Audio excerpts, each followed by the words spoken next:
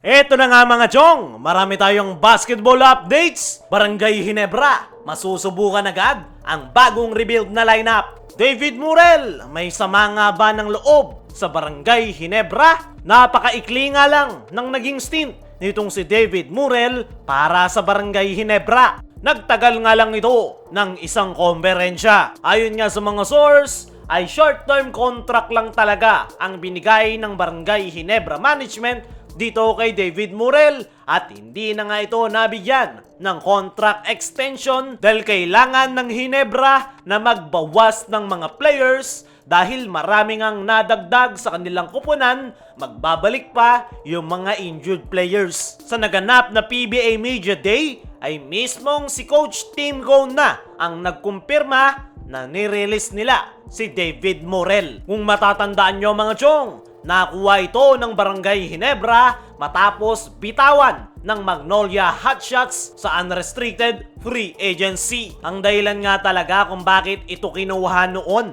ng Barangay Ginebra dahil napakaraming injured players noon ni Coach Tim Cone na sila Jamie Malonzo, Aljon Mariano at Jeremiah Gray. Pero hindi nga nag-expand yung plano nila dito kay David Murrell dahil hindi nga ito nabigyan ng playing time at hindi nga siya nakagawa ng malaking impact. At ngayon na na-release ng Barangay Ginebra itong si David Murrell, ay meron nga ba itong sama ng loob sa Barangay Ginebra? Ayon nga mismo dito kay David Murrell sa kanyang naging latest interview ay wala nga daw siyang sama ng loob. Naiintindihan niya nga raw ngayon ang sitwasyon ng Barangay Ginebra dahil napakaraming mga players na nadagdag sa kanilang koponan. Kinausap nga rin daw siya ni Coach Tim Cone at ng Ginebra Management na kinakailangan raw magbawas ng players at isang araw siya sa hindi maipapasok sa final 15-man lineup. Naiintindihan nga rin daw nitong si David Murrell na kaya siya kinuha noon ng Ginebra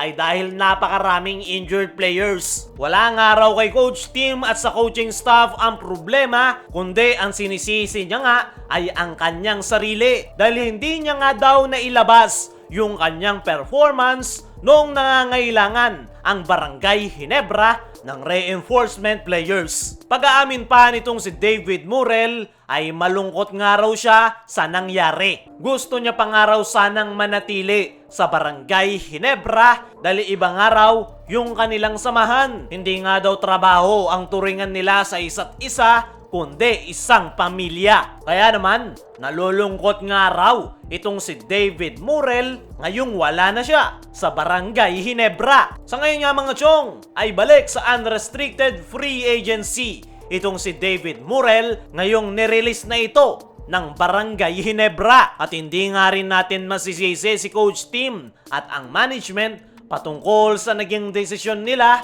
dito kay David Murrell dahil kailangan talaga nilang magbawas ng mga players. Mismong si Coach Tim Cone na nga rin ang nagsabi na ayaw niya daw talaga na mag-cut ng mga players dahil nalalapit na nga ang mga ito sa kanya. Pero at the same time, kailangan talaga nila ng pagbabago sa kanilang kupunan para manatiling competitive ang Barangay Ginebra. At yan nga yung kanilang ginawa matapos ang kanilang massive rebuild sa kanilang lineup. Si Christian Stana Hardinger at Stanley Pringle nga ay kanilang binitawan. Ano pa kaya itong si David Murrell? Magagandang pyesa rin naman yung mga ipinasok ni Coach Tim Cone. Gaya nitong si Paul Garcia na napakataas ng potensyal, lalong-lalo na itong isa pa nilang rookie na si RJ Abarientos na ngayon pa lang ay nakikitaan na kaya na nitong pangunahan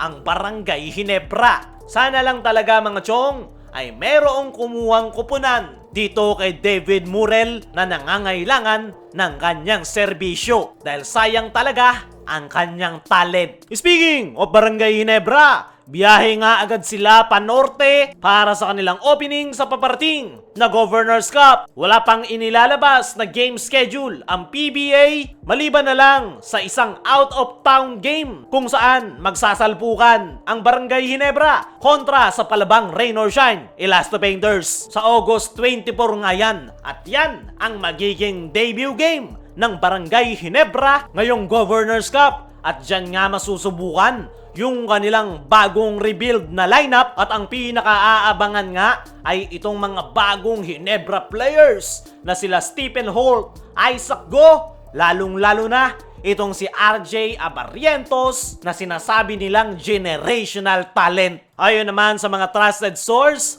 ay puspusa na yung preparation ng Barangay Ginebra sa kanilang team practice. At mukhang kakaibang Barangay Ginebra na talaga ang ating makikita dahil bukod sa pag-rebuild ng kanilang lineup ay iba na nga ngayon yung kanilang opensa. Kung noon more on painted area ang kanilang atake, ngayon ay more on outside shooting.